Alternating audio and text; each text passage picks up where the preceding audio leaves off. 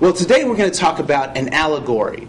And an allegory is related to those others. It's related to a metaphor. It's related to fables that have morals at the end. And it's related to proverbs. In that, this is a story that you get to put your own meaning into.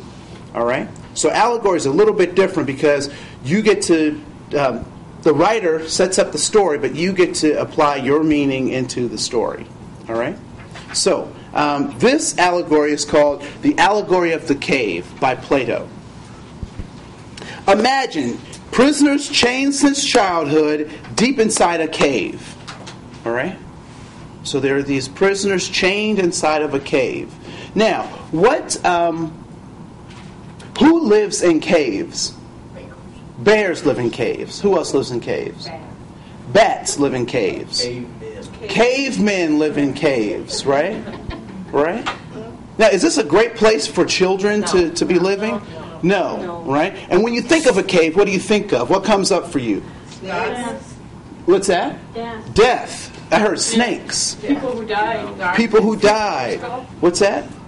I heard something else. I said darkness. Darkness, right? Yeah. Now, what kind of environment is this for kids? It's a dangerous, it's a not very good environment, right?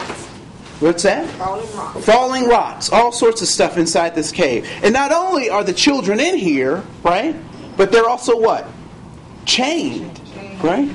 So imagine prisoners chained since childhood deep inside a cave. Not only are their limbs immobilized by the chains, their heads are as well, so that their eyes are fixed on a wall. And immobilized means what? They can't move. They can't move. So we got these people who've been chained here since childhood inside of this dark cave with fallen rocks and, probably some bats and all other types of stuff in the cave too, right? And they've been there and now they're chained so that their eyes are fixed on a wall, right? Their eyes are fixed on the wall. Now, let's continue on. Let's see what else is going on. So not only are their limbs immobilized by the chains, their heads are as well, so their eyes are fixed on the wall. Behind the prisoners is an enormous fire. And between the fire and the prisoners there's a raised way, along which men carry shapes of various plants, animals, and other things.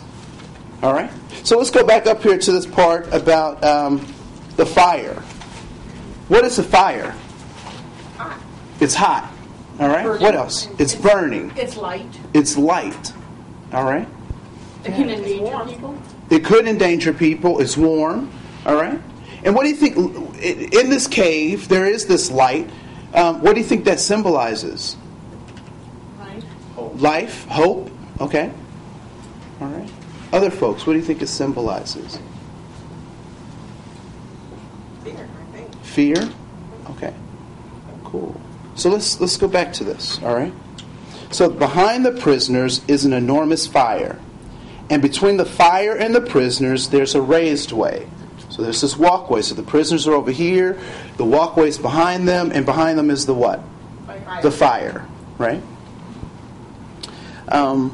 Along which men carry shapes of various plants, animals, and other things. Now, since the people are here, the wall is behind them, the fire's behind them, and these people are carrying these shapes, what do you think the shapes are going to do? Cast shadows. They're going to create shadows. They're going to cast shadows. Right? Yeah. The shapes cast shadows on the wall, which occupy the prisoner's attention.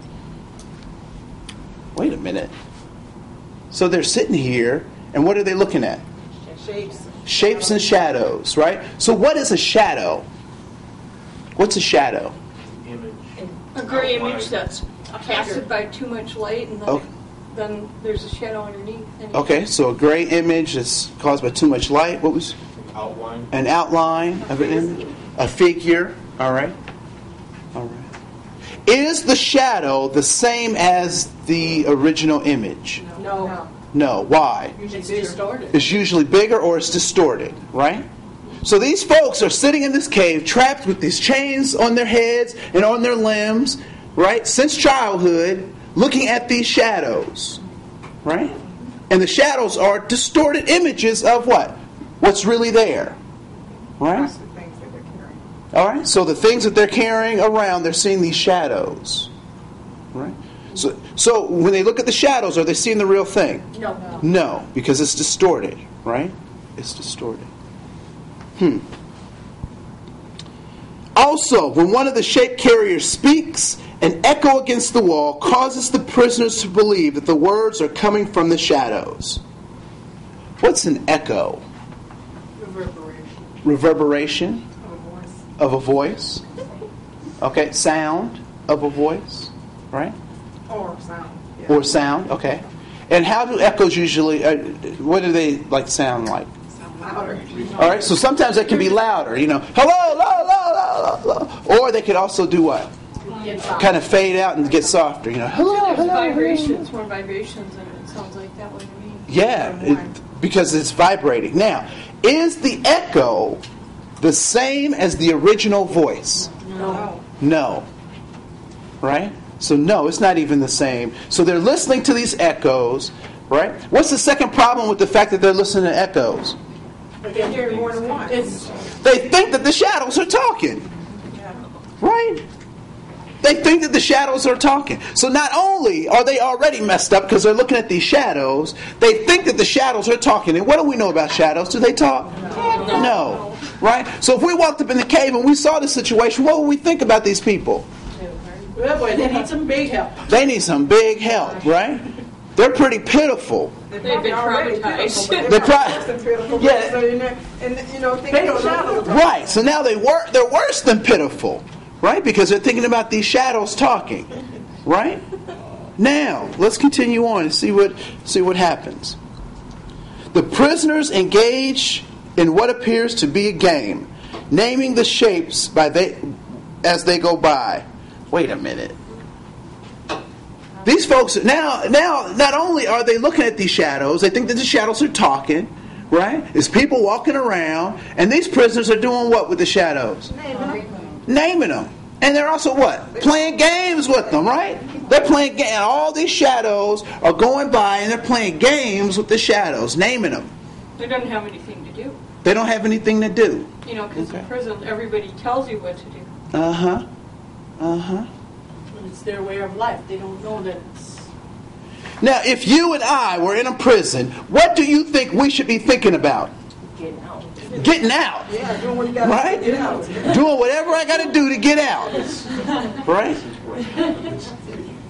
So why are they not doing this? Because they're chaining it to wall, and these other people are playing games with it. Uh-huh. And they don't realize that they should be looking to get out. This, however, is the only reality they know, even though they are seeing mere shadows of images. This is what they know, right? Yeah. This is what they know. If my family was brought up like this and we have certain kinds of chains, what am I going to grow up with? Some kind of change. The same kind of chains, right? The same kind of chains. If my country brings me up in a certain kind of way, what kind of chains am I going to have? Same kind of chains, right? Same kind of chains.